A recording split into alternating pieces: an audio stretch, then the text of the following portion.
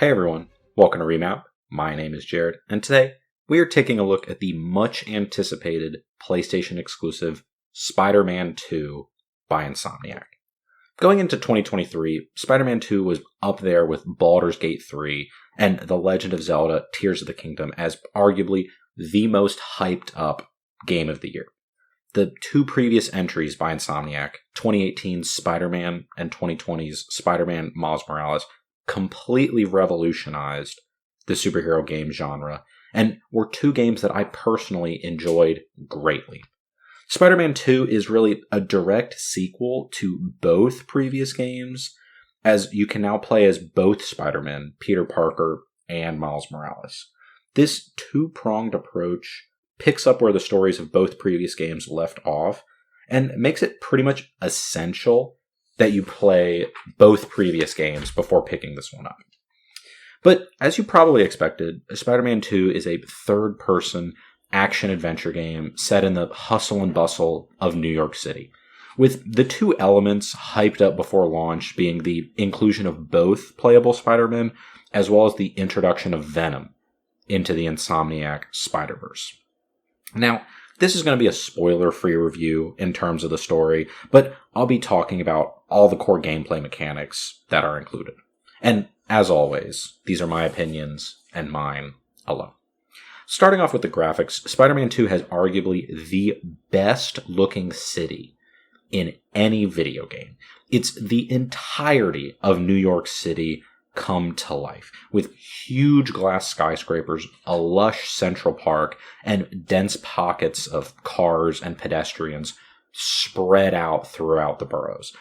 All of it is illuminated by gorgeous lighting in a variety of times throughout the day. The scale and detail of New York City really is impressive, and the quality is also seen in the numerous characters, suits, and enemies you come across in your playthrough. I know it's a bit of a broken record, but console graphics really have hit just a crazy level now that more games are taking full advantage of the hardware. You know, we're seeing less and less games where it's, we had to make the PS4 version and we added in a couple new attributes for the PS5. No, games that are now being built from the ground up for PS5 and Series X are really, they're just incredible to look at and play. And in terms of performance, Spider-Man 2 passed with flying colors. I was at a locked 60 FPS in performance mode the entire time and experienced no crashes or frame drops. I did have one kind of infuriating bug during a Peter Parker segment, but other than that, I don't think I ran across any others. It was just a bug where I was getting stuck in some polygons, stuck in the ground, and I had to reload. But after that, we were golden. It's always enjoyable to play a completely finished single-player experience, though, without having to pray that the servers are working. This is purely a single-player game. There are no multiplayer aspects. At no times am I sitting there praying that my ping is good, praying that someone else's servers are online. It's something that's even more frustrating playing something like Overwatch 2 today, where, you may be excited to play a game, you sit down, someone else is having a problem, Blizzard's servers don't work, and then you just can't play. Nothing to worry about here. Insomniac did a great job. But this fluid performance, the smooth 60, the great graphics, is what makes the core of this game enjoyable for me, which is just swinging around the city as Spider-Man. It's the same fundamentals as the previous two games, but if it ain't broke, don't fix it. And I hate to say it, this is the most ragged on comment about these Spider-Man games by Insomniac. The game still makes you feel like Spider-Man. Web swinging is smooth, intuitive, and so much fun that I never used the fast travel system once. Now, the new traversal tool Insomniac added were the web wings, which is basically just a gliding mechanic. And at first, I felt like it was just a gimmick, but as I used them more and got used to the controls, I thought they were the perfect addition to Spider-Man 2. The expanded map makes the mechanic feel necessary, especially with the East River splitting up the boroughs. Now, the rest of the gameplay involves some relatively simple beat-em-up combat with a variety of gadgets and abilities at your disposal, depending on who you're playing as. And this is really where the only differences between Miles and Peter's gameplay appears. Some people might like the symbiote suit's abilities more, while some prefer Miles' electric attacks.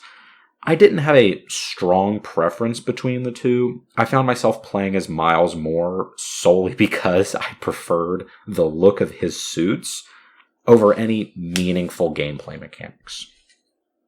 Now, Insomniac did de-emphasize stealth a bit more in Spider-Man 2. I felt like there were a lot less required stealth missions. Missions where you sit down in front of people and it's like, all right, guys, you got to do this stealthily or else you're going to fail. They were few and far between. If you wanted to go loud, you could go loud, no problem. And the last note I wanted to make about the gameplay was regarding the non-Spider-Man sections. As a story-driven experience, there are a few missions where you play as regular old Peter Parker, Miles Morales, or even MJ. And at first, I really hated on these sections. I just wanted to get back to what I was paying for, swinging around as Spider-Man. But over time, I began to appreciate them more for the story and character development. And I'm at the point now where I understand why they were included, and I'm not going to hate on them nearly as much. They helped develop the characters. They weren't too overbearing. It's not like every 30 minutes you were doing them. So my opinion of those has changed over time. Because, at the end of the day, this is a story-driven single-player experience, and the narrative is the top priority. And I thought Insomniac did a great job in that regard. The story flowed between Peter and Miles' perspectives smoothly, and built off of the foundation that the previous two games created. Now, I wasn't a huge fan of the first half antagonists. They were kind of just there to give the game time to set up Venom, who's the real star of the show. But, it's overall just a fun story to play through that never really felt rushed at any point. One piece of discourse I kept hearing people talk about was that the game was, too short. And while it is on the shorter side, I didn't feel that sentiment. I got the Platinum Trophy in a bit under 30 hours, but it's a jam-packed 30 hours. It's not like half of that playtime is bloated with useless content. Everything really felt meaningful to the game as a whole. And this is especially due to how the main missions are paced. There are clear breakpoints where the game tells you to go help out New York City. So you'll naturally complete most of the side content while playing the main story. I only had a couple hours of stuff to wrap up after I finished the main story.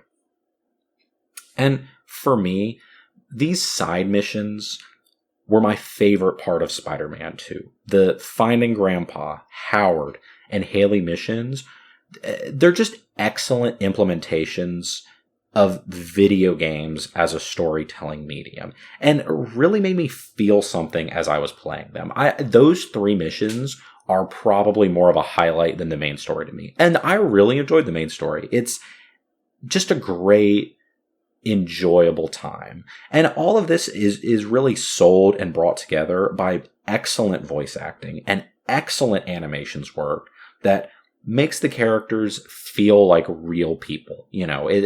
People don't feel one-dimensional. There's some heart and soul behind the performances. And they pretty blatantly set up for a third installment, and I'm excited to see where they take the characters from here. Especially because with Peter's arc throughout the game, his arc feels pretty close to completed, so I'm really curious about how they delve into the character more for a third installment. Now, one thing that was left on my wish list was regarding the soundtrack. Don't get me wrong, John Pisano did a nice job, but the highlight of the soundtrack for me was literally in the intro. I mean, the first 5 minutes of booting up the game. When you first start swinging, a song called Swing, performed by Earth Gang, starts playing, and it is just an awesome moment. But it's the only real time they put music at the forefront, much less music with lyrics. I mean, most of the time when you're swinging around, fighting enemies, there's some nice background music going on just to build the ambiance. But I mean, in this first moment, like, you got music with lyrics, it's high energy, just blasting at you.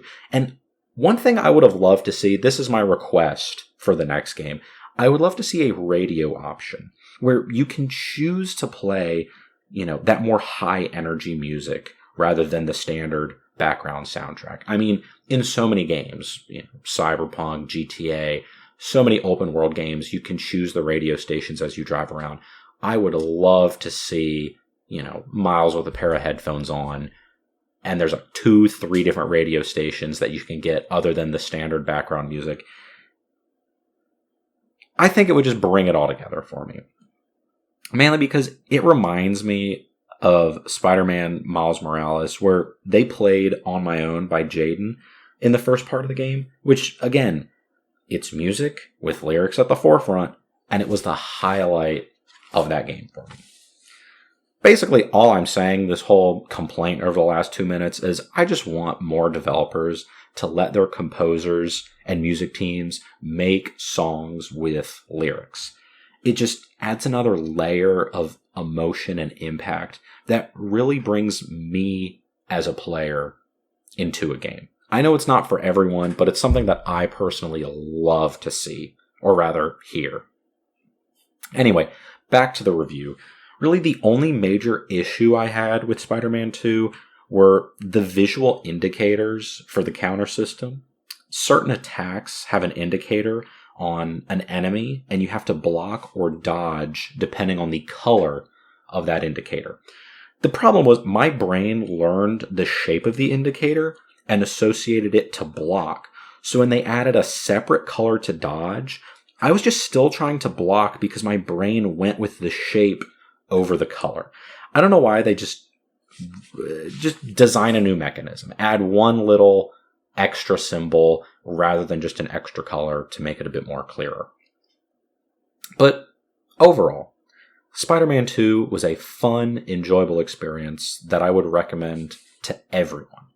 Unlike some of the longer or more complex games I reviewed, like Baldur's Gate 3 previously, Spider-Man 2 is an extremely accessible game to any skill level of gamer. I mean, this is a game that if you just bought a PS5, you don't play games very often, you want something to enjoy, I would be hard-pressed to find a game other than this to recommend. I mean, it's super accessible, very straightforward, some nice difficulty options. You know what you're going to get. A great Spider-Man game. It doesn't revolutionize the world, but it's an easy A and a must-play game for the PS5.